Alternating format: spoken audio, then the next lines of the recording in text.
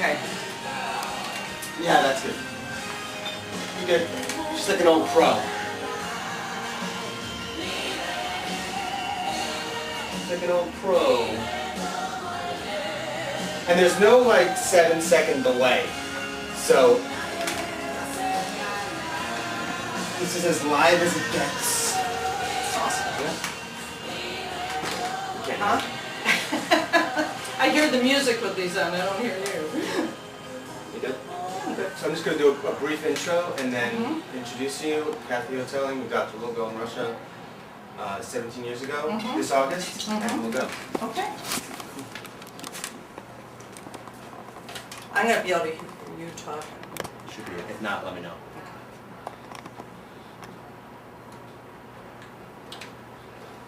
It's WCOM LP, Chapel Hill and Carrboro, 103.5, your community voice. This is Talk of Hope. My name is Sean. Every Friday at 10 a.m. And I am very, very pleased to have Kathy Hoteling here today. Kathy adopted a little girl in Russia some 17 years ago, I believe, this August. And she's got an interesting story to share. So welcome, Kathy. Thank you. Thanks so much for being here. So tell us what happened 17 years ago in Russia. Take us back on that little journey.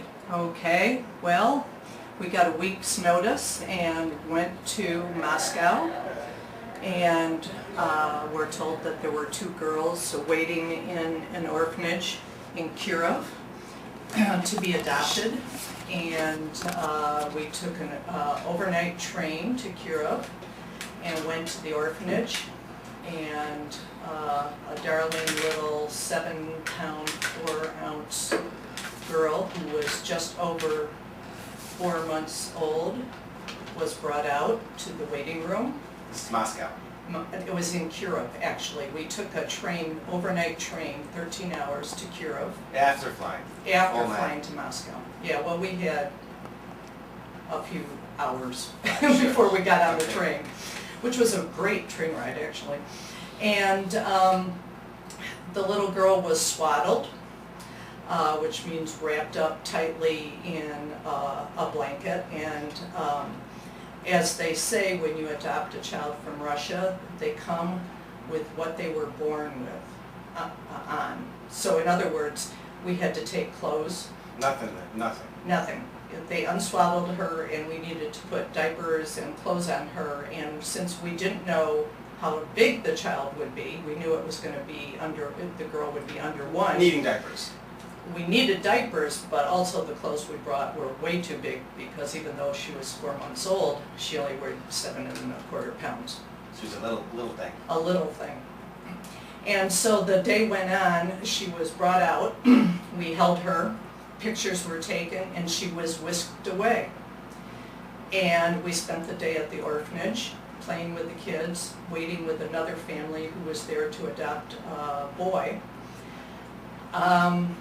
And then we were taken to the Department of Education, where all the papers were signed, etc.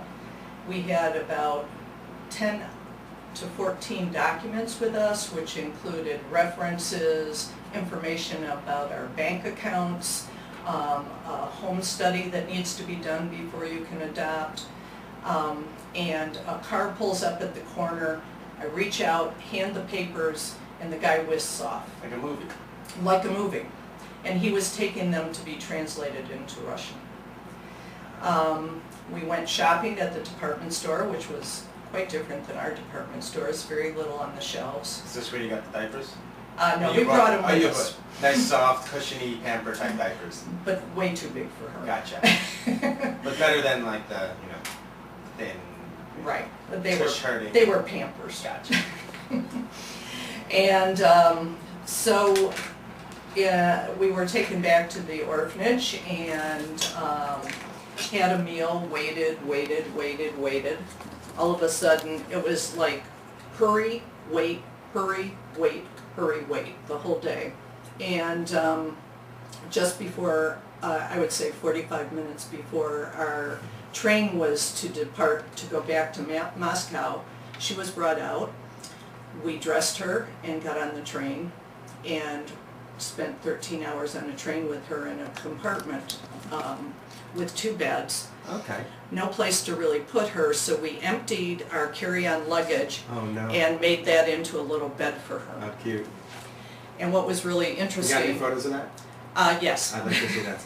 I bet that's adorable. Did she And, seem okay at the time? She seemed comfortable, happy? oh Was yes, she very crying? happy, smiled, no crying, nothing. The 4 other months. child that was adopted by the other folks, the baby, she was a year old, she cried the whole way back to Moscow.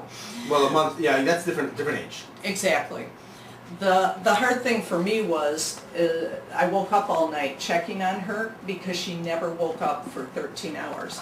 So I kept like, the woman looked at me and said, "These better be in order. We've never had a child leave Russia this young." Whoa. Yeah. That's where the movie starts, by the way. The book of the movie starts with that woman speaking right there. Okay. And Wow. I hope they were in order. they were in order, and she said, "Well, I should have known because you adopted through Frank Foundation," Ah. which is based out of Washington. So shout out to Frank Foundation. Yes. If you're looking to adopt, right? Are they still around? As far as I know, there is actually a Raleigh office. Okay. Of Frank So Foundation. you can personally attest to Frank Foundation. At Yes, least in your case. in my case, Being a good organization. 17 years ago. Because this is something we're probably not going to focus much on today, but there are not such good organizations out there. Well, that's true. And you That's found true. one that does work well. Right.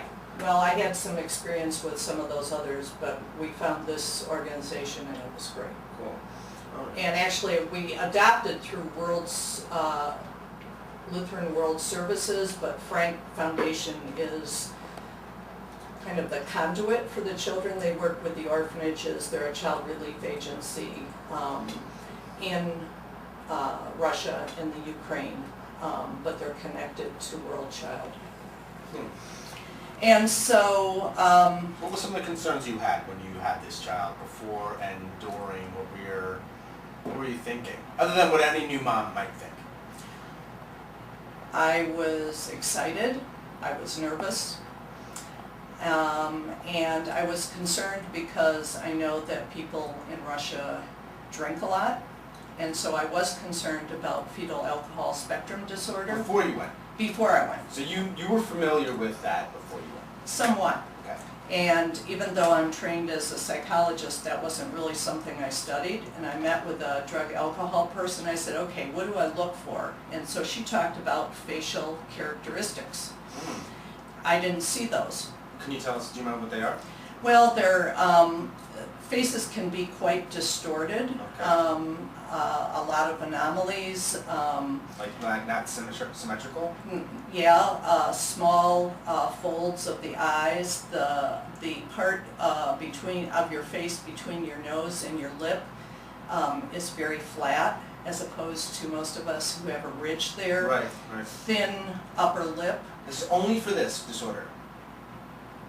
In other words, if you have that, you more than likely have fetal alcohol, or it could be Well, other I things. think it probably could be other things, but I've seen pictures of children that have, really kind of lopsided faces, Okay. different kind, I mean, it can be Yeah. quite grotesque, Okay, truthfully. okay. Depending on the severity and the... Exactly. Because it said it's a spectrum, It's a spectrum. so... It used to be called just fetal alcohol syndrome. Right, that's what I recall it being. And that's when you have the full features on the face.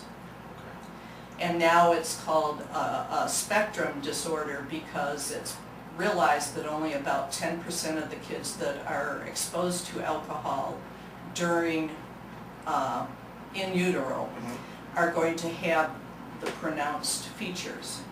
And that's why kids with FASD in different places on that spectrum are actually much more at risk because Sure. it's an invisible physical Sure. disability as opposed to the physical disability of seeing the face and thinking, oh my gosh, Sure. this kid was exposed to alcohol. The 10% that have that pronounced are more severe in every way, Usually. so Mhm. in a sense, And 6 of it's one all happens. along Sure. the spectrum, But the reality Severity? is, The spectrum is severity, or is it apples and oranges? With no, it's severity. Okay. I mean, some children can be extremely, have extremely low intelligence.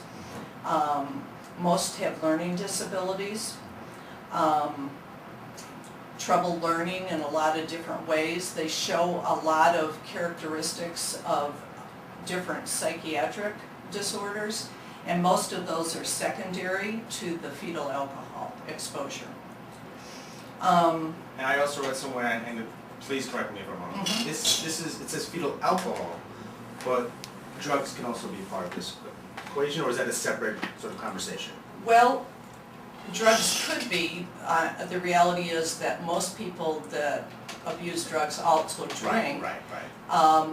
But most kids who are exposed to drugs in utero do not have lifelong disabilities as a result.